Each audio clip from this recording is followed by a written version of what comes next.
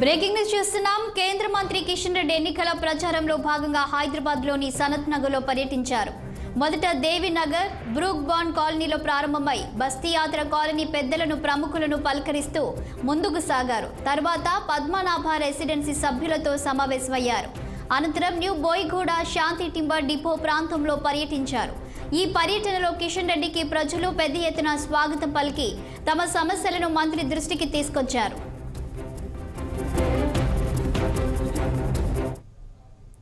దీనిపై మరింత సమాచారం మా ప్రతినిధి మాధవి అందిస్తారు. మాధవి, చెప్పండి, సనత్ నగర్లో కేంద్ర మంత్రి కిషన్ రెడ్డి పర్యటన ఏ విధంగా సాగుతుంది?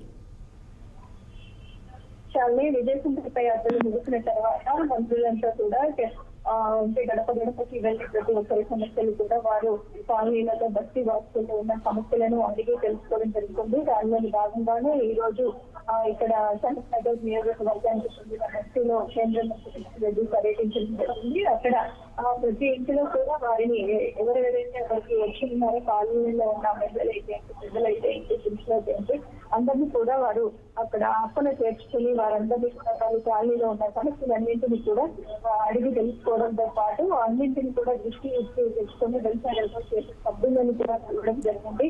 వీటన్నిటికైనా కూడా మొదట దేవినగర్ బ్రూక్ బాండ్ కాలనీలో ప్రారంభమైన బస్సు యాత్ర ఈ రోజు పెద్ద ఎత్తున కూడా ఈ కార్యక్రమంలో కేంద్ర మంత్రి కిషన్ రెడ్డి పాల్గొనడం వారి సమస్యలపైన పద్మనాభ సభ్యులతో కూడా సమావేశమయ్యారు. అనంతరం న్యూ బోయిగూడ శాంతి టింబర్ డిపోతో పాటు అనేక ప్రాంతాలలో కూడా ఈ రోజు పర్యటిస్తున్నారు. తర్వాత రేపు మళ్ళీ ఢిల్లీ వెళ్ళే అవకాశం కనిపిస్తుంది కాబట్టి వారు సమయం దొరికిన ప్రతిసారి కూడా ఇక్కడ ఈ బస్తీలలో తిరగడము వారి సమస్యలను అడిగి తెలుసుకోవడము ప్రజల్లో మమేకం అవ్వడానికి మాత్రం కేంద్ర మంత్రి కిషన్ రెడ్డి ప్రయత్నిస్తున్నారు.